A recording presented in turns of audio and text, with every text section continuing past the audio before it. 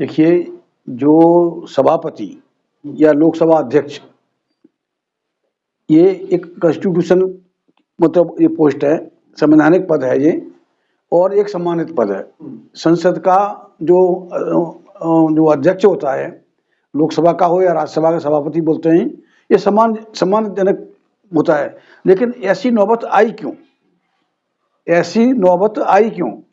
भाई, अगर हम किसी संवैधानिक पद पर बैठे हैं तो हमें भी एक एक शब्द का सोच समझ के इस्तेमाल करना चाहिए।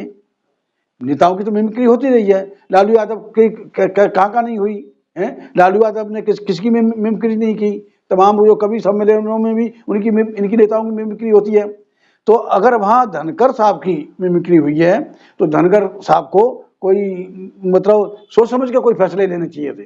अगर जो जाट समाज का अपमान किया है उन्होंने, नहीं, जाट समाज का अपमान भाई ऐसे कैसे हो जाएगा? उनका ये कहना है एक व्यक्ति, अब वहाँ जाट समाज नहीं, वहाँ जाट 146 जो सांसदों का जो अपमान हुआ है, उनको सस्पेंड किया है एन ब्लॉक। उनकी गलती की वजह से नहीं, उनकी क्या गलती थी? वो सिर्फ सवाल उठा रहे थे कि संसद की सुरक्षा के ऊपर बहस हो। यही मुद्दा था ना, बहस का मुद्दा था, जिसमें इजाजत नहीं दी कि भाई इस पर बहस नहीं करेंगे। क्यों नहीं करेंगे? उनका मुद्दा सिर्फ ये था कि अंबानी और अडानी की जो संपत्ति है और जो बिजनेस है उसके ऊपर सवाल किया था उन्होंने, इस वजह से वो हटाए गए। हाँ, तो अडानी और अंबानी तो फालतू हैं। अडानी तो अंबानी का नाम है, असली जो कल्प्रिट है वो मिस्टर नरेंद्र मोदी है। तो इस बात पर कार्रवाई हो सकती है? आप नरेंद्र मोदी नहीं, बिल्कुल मेरे पास सबूत हैं। 20,000 करोड़ का मामला है। 20,000 करोड़ उसके खाते में कहां से आए? अडानी के खाते में। ये नहीं है, ये तो सार्वजनिक हो चुका है।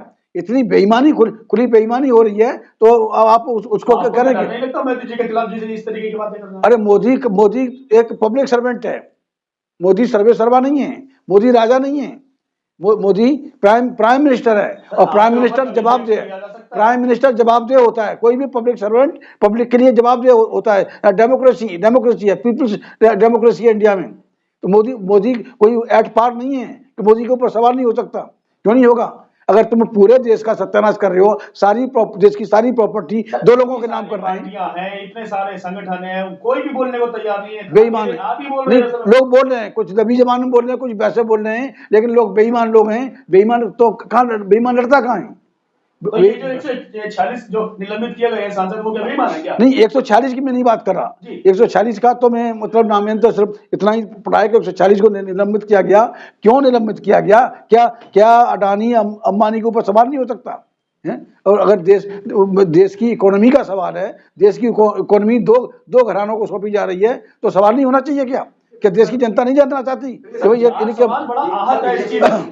के सम्मान में खड़ी है, तो इससे दिक्कत नहीं? बीजेपी अगर जाटों के सम्मान में होती तो साक्षी मलिक और जो लड़कियां थी, जो राष्ट्र का गौरव थी, जो मेडल जीत के आई थी, तब जाट की बात नहीं थी। पर आज अभी की खबर है कि ब्रजभूषण सिंह ने इस्तीफा दे दिया है और अपनी बात खत्म कर दिया है। नहीं, बात ऐसे थोड़ी खत्म हो जानी चाहिए। उसके खिलाफ FIR दर्ज हुई है, FIR की प्रॉपर इन्वेस्टिगेशन हो, और वो अंडर जुडिशियल इंक्वायरी बैठे उस पर। उसने जो भी बदतमीजी की है ब्रजभूषण सिंह ने उन लड़कियों के साथ में, तो उसकी जुडिशियल इंक्वायरी हो।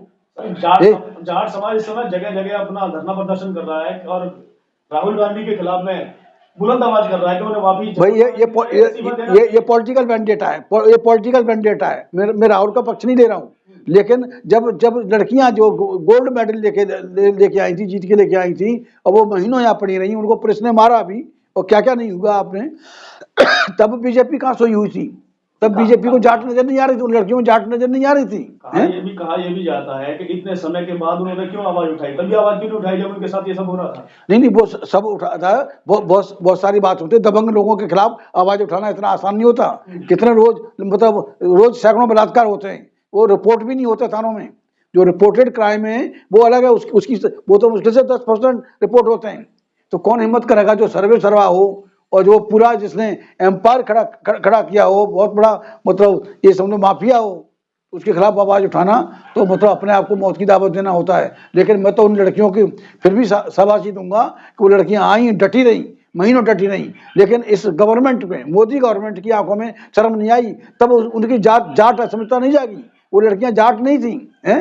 जब जाट की बात होती थी, अरे जातवाद की बात कर रहे हैं। अब धनखड़ साहब का मामला आ गया तो धनखड़ साहब को सोच समझ के फैसला लेना चाहिए था कि भाई हम 140 को क्यों सस्पेंड कर रहे हैं, क्या एट पार है क्या अडानी अंबानी के ऊपर सवाल होना चाहिए। देश की वो जनता के इलेक्टेड रिप्रेजेंटेटिव हैं जो 140 MP हैं, उन्हें पूरा हक है जनता को बताना कि अगर किसी ने बेईमानी की है, कोई बेईमानी कर रहा है, कोई देश को लूट रहा है, कोई देश को लुटवा रहा है, उस पर बहस होनी चाहिए। और PSC क्यों नहीं बैठाई जा रही इनके ऊपर। अडानी अंबानी के पास अपार संपत्ति आ रही है। इवन कोरोना में सब डाउन हो गए थे, कोरोना में भी बताते हैं कि 400 करोड़ की उसकी मतलब और 400% संपत्ति बढ़ी। कैसे बढ़ी? अडानी का क्या, अडानी का भाई है सारा। कांग्रेस में भी है, बीजेपी में भी है।